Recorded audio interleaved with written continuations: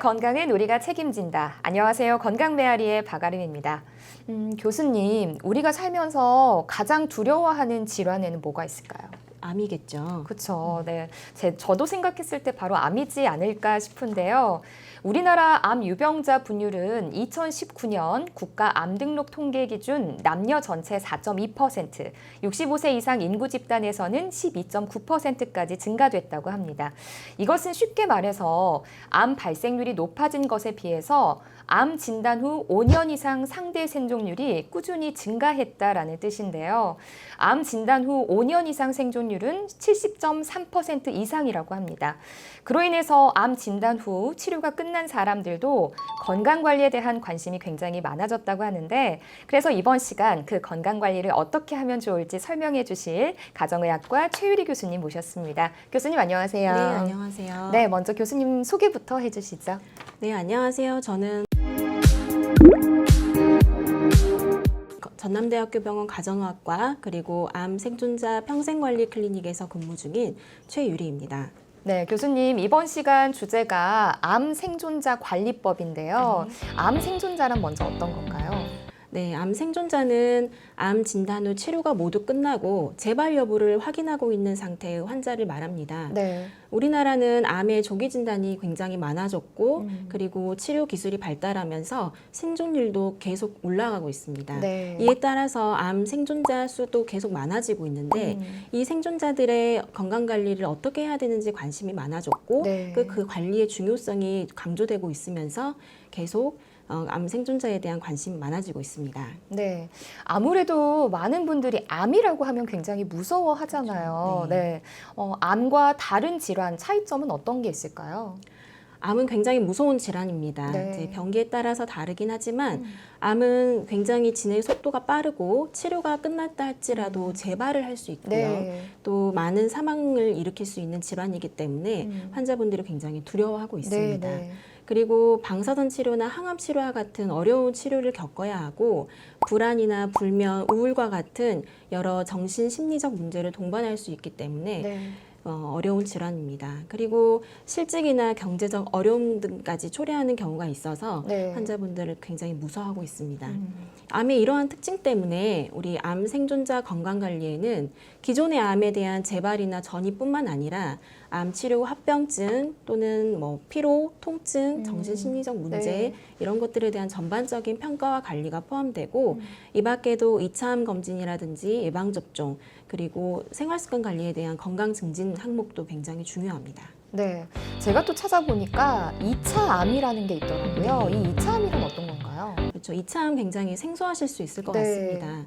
일반적으로 이제 우리 환자분들에게 2차 암이 뭐냐고 물어보면 이제 모른다라고 답변하는 경우가 절반 이상입니다. 네, 네. 2차 암은 우리가 흔히 알고 있는 암의 재발이나 전이랑은 조금 다른 개념인데요. 재발은 기존의 암이 원래 자리에 치료 후에 다시 생기는 걸 말하는 것이고 네. 전이는 기존의 암이 혈관이나 림프관을 타고 다른 장기로 이동한 경우를 말합니다. 네, 네. 이에 반해서 2차 암은 기존의 암과 전혀 다른 새로운 암이 새로운 장기에 생긴 것을 말하는 것을 뜻합니다. 네. 암 생존자에서는 이런 2차 암이 발생할 가능성이 높습니다. 예를 들면 대장암 생존자의 경우에는 위암이나 전립선암이 다른 일반인에 비해 발생할 확률이 2배 정도 높습니다. 그래서 대장암 치료가 끝나고 나서 대장암의 전이나 재발에 대해서 추적하는 것도 중요하지만 이런 2차 암에 대해서 검진하는 것도 굉장히 중요합니다. 네, 뭐 재발이 생길 수도 있고 또 전이 아니면 또 2차 암이 발생할 수도 있는데 또 암에 걸렸을 때 다른 만성 질환도 함께 걸릴 수 있다고 하더라고요. 그렇죠. 예, 어떤 만성 질환이 있을까요?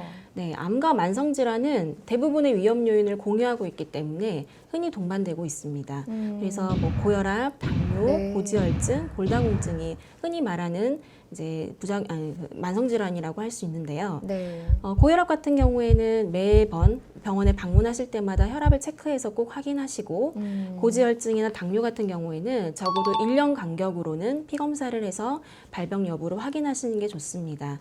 특히 골다공증의 경우에는 이전의 암 치료력에 따라서 발생률이 높아지는데요. 네. 예를 들면 전립선암이나 유방암의 황암 호르몬 치료를 받은 경우 또는 위암으로 위 수술을 받으신 경우에는 골다공증이 많이 발생할 수 있기 때문에 주기적인 골다공증 검사, 골밀도 검사를 하시는 게 좋겠습니다. 네. 아무래도 이 암 환자 같은 분들은 항암 치료를 받으면서 그리고 또 치료 과정 중에 면역 기능이 약해지다 보니까 감염성 질환에 또 걸릴 위험이 굉장히 높잖아요. 네. 혹시 예방 접종도 필요할까요? 네, 예방접종도 굉장히 중요합니다. 네. 많은 환자분들이 빠뜨리고 있는 부분이기도 한데요.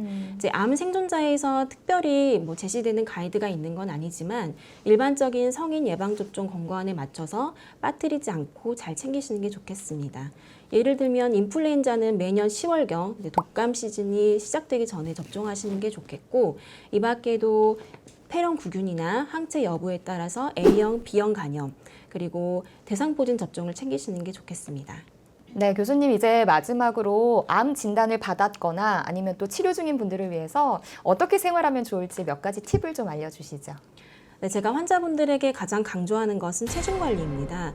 체중 관리를 위해서는 식이, 운동, 그리고 음주와 같은 여러 가지 생활 패턴을 함께 신경을 쓰셔야 하는데요. 우리는 먹을 것이 너무나 풍부한 시대에 살고 있고 우리가 맛있다고 느끼는 음식들은 대부분 고열량, 고지방, 고당분인 경우가 많습니다. 그래서 식단을 선택하실 때 최대한 건강한 식단을 선택하시려고 노력하시고 과식을 피하는 것이 좋겠습니다. 그리고 흡연하시는 분들은 본인의 건강뿐만 아니라 본의 아니게 간접 경험을 하게 되는 동료나 친구나 또는 가족들을 위해서 흡연을 중단하시는 게 좋겠습니다. 그리고 제가 앞서 말씀드렸던 2차암 관리, 그리고 예방접종, 만성질환 관리 같은 것을 특히 신경을 쓰셔서 건강한 암 생존자 시기를 보내셨으면 하는 바람입니다. 네, 건강메아리 이번 시간 가정의학과 최유리 교수님과 함께 암 생존자의 관리법에 대해서 알아봤습니다. 이번 시간 통해서 여러분들도 건강한 관리 이어나가시면 좋겠습니다. 건강메아리 다음 시간에도 더 유익하고 건강한 소식으로 찾아오겠습니다. 함께해 주신 여러분 고맙습니다.